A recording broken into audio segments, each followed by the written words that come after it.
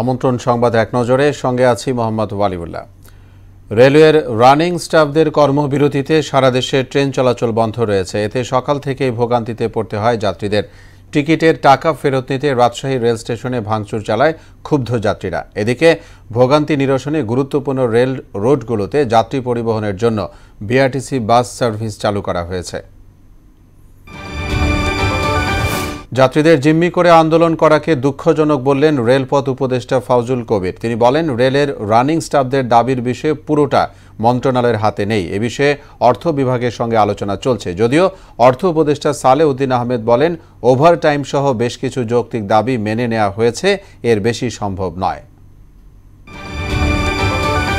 মাদ্রাসা জাতীয়করণ দাবিতে অনড় ইবতেদায়ী শিক্ষকরা। তাদের পূর্ব ঘোষিত আলটিমেটাম শেষ হয়েছে দুপুর 2:30টায়। এরই মধ্যে শিক্ষা মন্ত্রণালয়ের সচিবের সঙ্গে আলোচনা করতে 15 সদস্যের মাদ্রাসা শিক্ষক প্রতিনিধি দল গেছেন সচিবালয়ে। স্বতন্ত্র ইবতেদায়ী মাদ্রাসার আলাদা নীতিমালা তৈরি সহ 6 দফা দাবি শিক্ষকদের।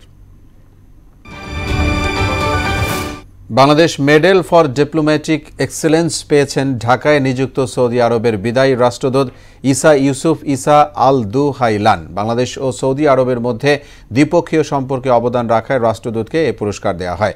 ফরেন সার্ভিস একাডেমিতে এক অনুষ্ঠানে সৌদির রাষ্ট্রদূতের হাতে পুরস্কার তুলে দেন পররাষ্ট্র উপদেষ্টা তৌহিদ হোসেন।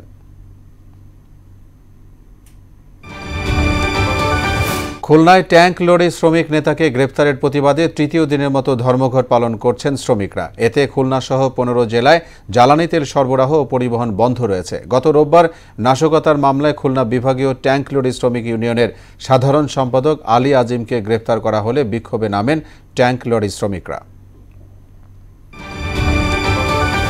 যুক্তরাষ্ট্র জুড়ে অভিযান চালিয়ে 956 অবৈধ অভিবাসীদের গ্রেফতার করেছে ট্রাম্প প্রশাসন। এছাড়া সিরিয়ায় 3 দিনে 35 কর্মকর্তার মৃত্যুদণ্ড কার্যকর করেছে শাসক গোষ্ঠী হায়াত তাহরির আল সাম HTS। অন্যদিকে উত্তর গাজায় একদিনে ফিরেছেন 3 লাখেরও বেশি ফিলিস্তিনি। এ ছিল সংবাদ এক নজরে। সবশেষ খবর সবার আগে জানতে মোহনার সাথেই থাকুন।